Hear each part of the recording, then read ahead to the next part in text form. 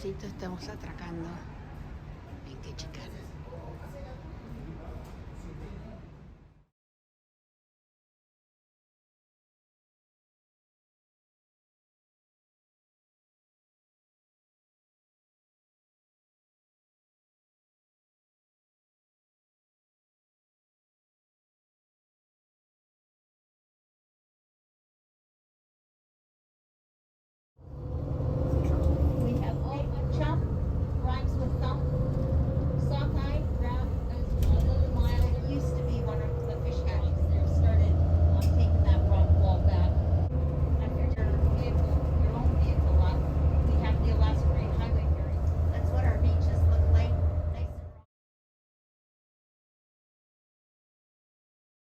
Bueno, vamos a ver cómo talan o calan en la madera los tótems.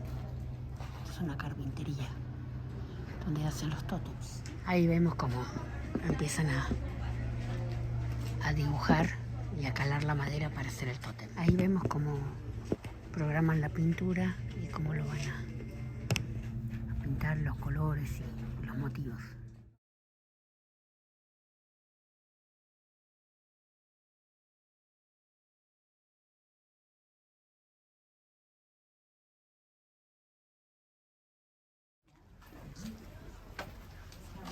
In the carving center here, and he's apprenticing.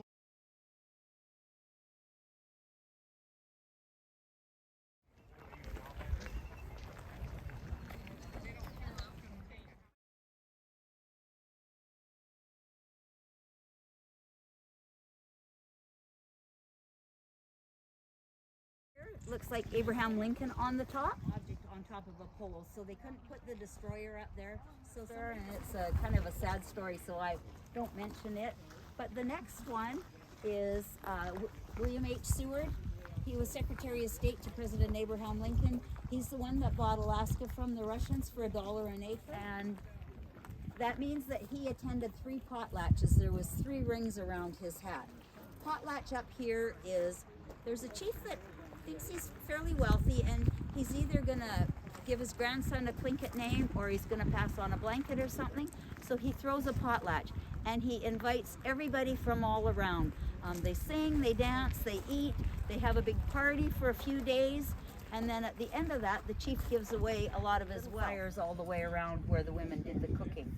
And all their cooking utensils, blankets, anything that they didn't need right then, they would put in the closets underneath all the wood in the tiers. That's where they would store them for the day. And she had a bowl and a spoon, and she'd take a little sip of the water before she filled up her bowl to bring it up for the family for the water for the day.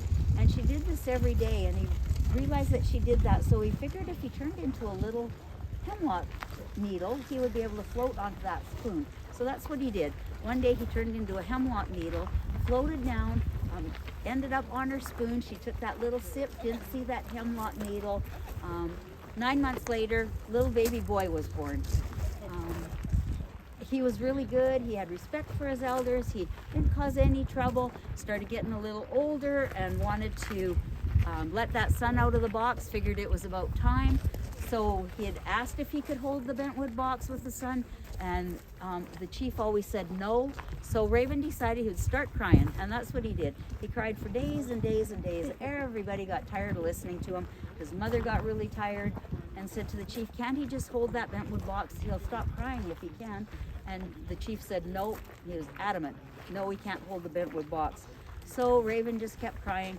Then one day the chief got really tired of it too, and so he ended up letting Raven sit and hold the bentwood box, made him promise that he wouldn't open it, so Raven promised that. The chief kind of relaxed, let him hold it, realized he wasn't really going to do anything.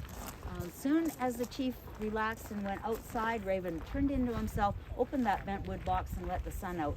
And the first thing it did was started going up to the top of the ceiling where the hole is, the smoke hole, and got right up there when all of a sudden it stopped. He went up there, pushed and shoved on the sun, broke off some of the sun's rays. They floated on through, turned into the moon and the stars. He pushed harder, pushed the sun right through, and then he knew he was really in trouble because he didn't know how he was going to get out of the clan house. So he went up through that smoke hole too. Because of all the soot and ashes, it turned all his feathers black, and that's why ravens are black today.